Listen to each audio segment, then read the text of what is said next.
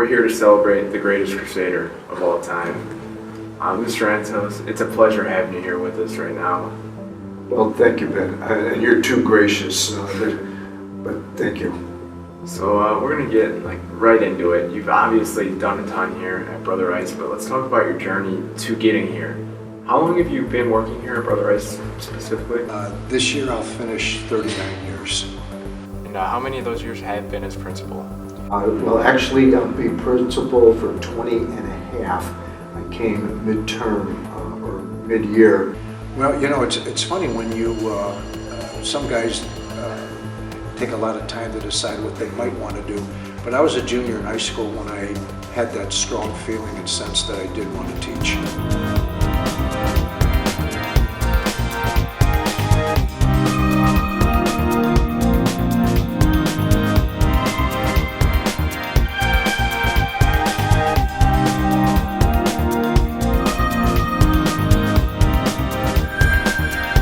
Antos was my vice principal when I first started working here.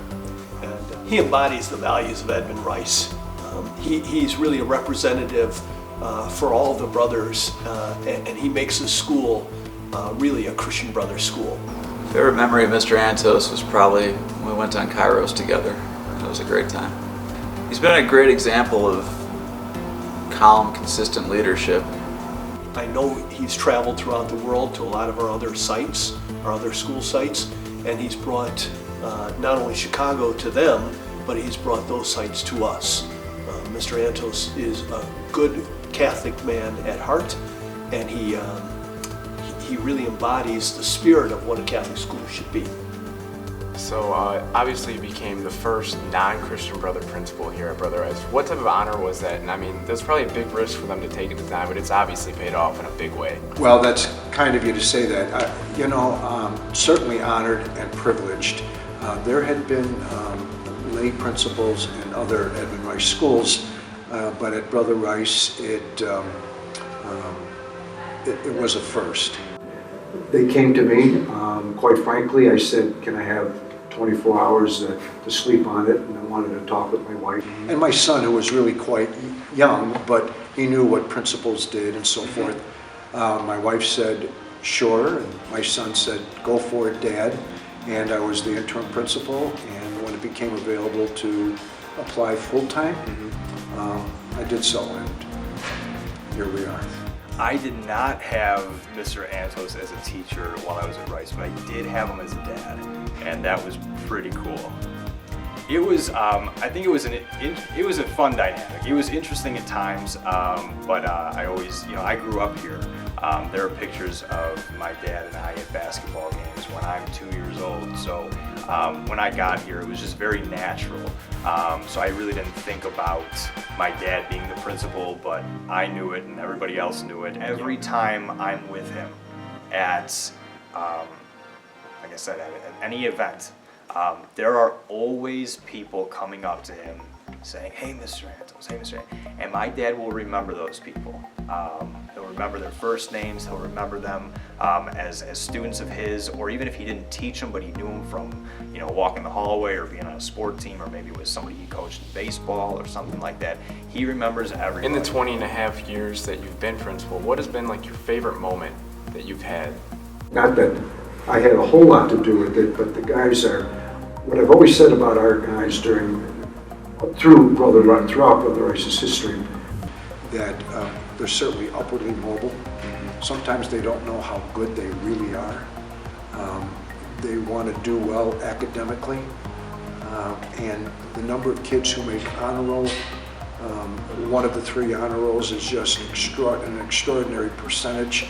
And I've actually had kids say to me, when I've asked them, did you make the honor roll? They said, no, but I'm trying. Our kids always give 110%. They've got a lot of grit. And quite frankly, it's a lot of fun. I mean, it's a lot of fun to see the kids in their element.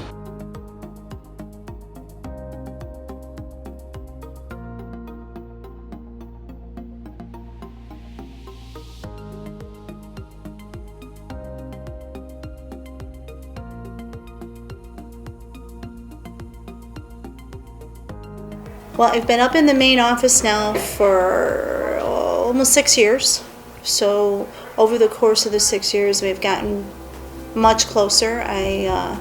He's definitely one of my role models. Very genuine man, very good man. Look up to him as a father figure as well. Over the years, when we both started here, we were teachers. So the faculty was very close then. You became friends with everybody. You understood when, Mr. Antos had a child. I sent him a congratulations card. He likes to tell jokes, and he laughs at his own jokes. But he is a very giving man. Always wants to treat the ladies in the office to lunch or some kind of treat all the time. He's always thinking of us. Makes him good at his job is he's a very spiritual person, and he's interested in the individuals.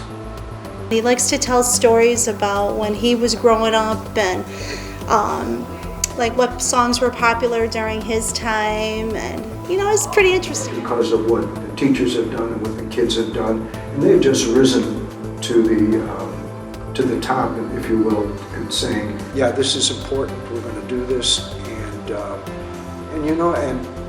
it's God willing, it'll continue,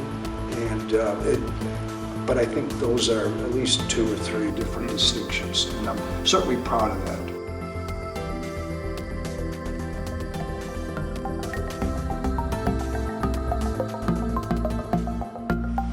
Mr. Antos and I are in our 39th year together. We have worked together. Mr. Antos moved into the principal's office the same year I moved into the dean's office. So we have worked as brother administrators, him of course being my superior, for these 20 years. So dealing with the kinds of things that we have to deal with in the administration, we've become very close. In previous years, we actually coached baseball together, freshman baseball, for a number of years, and we became very close. It's a cherished relationship and cherished friendship. I've worked with Mr. Antos since I got hired in 1995 as a teacher, where I taught history and geography and earth science. When I was a freshman at Brother Rice, I walked into my first world history class, and Mr. Antos was my teacher. And from that first day, he was always my favorite teacher. He was a great teacher. He was funny. He was serious. He was honest. He was caring. He was compassionate. When I became a teacher, I tried to emulate myself after Mr. Antos as a teacher. It's been a huge impact on my life. His outreach to the poor, his trips to Appalachia in the summertime, it's impossible to really quantify the contributions he has made, not just to the members of the Brother Rice community, but to those that are marginalized in society. And that's, of course, part of our mission, and he lives that mission all the time. Well, Mr. Antos, if you don't mind me asking, what has led to your decision to go into retirement? Well, his name is Milo James, my 21-month-old grandson. That was part and parcel. My wife has been retired 4 years already. I can't pinpoint it, but there's a common expression. It just feels right, and it seems like it's time.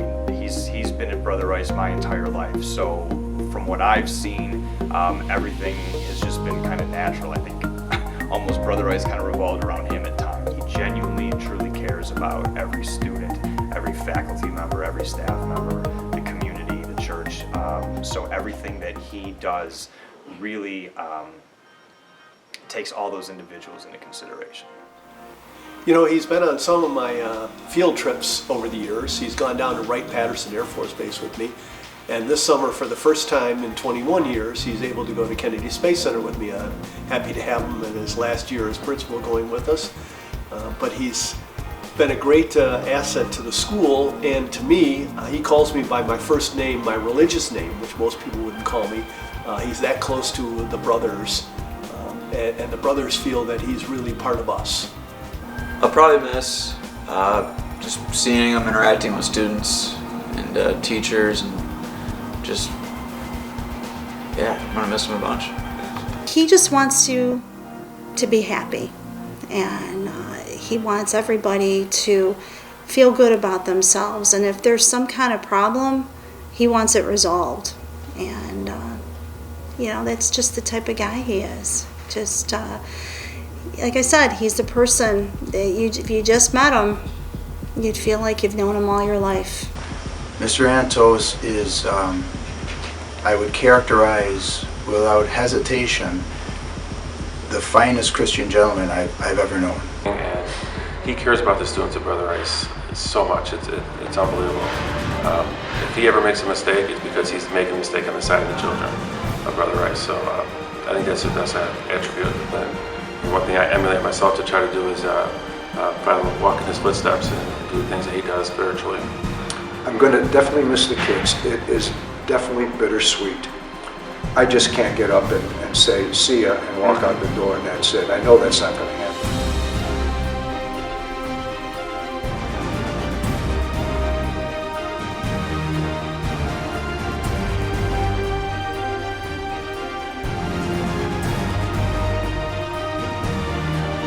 Love you to death. You better stay around. We're going to miss you like crazy, and you always have a home at Brother Rice.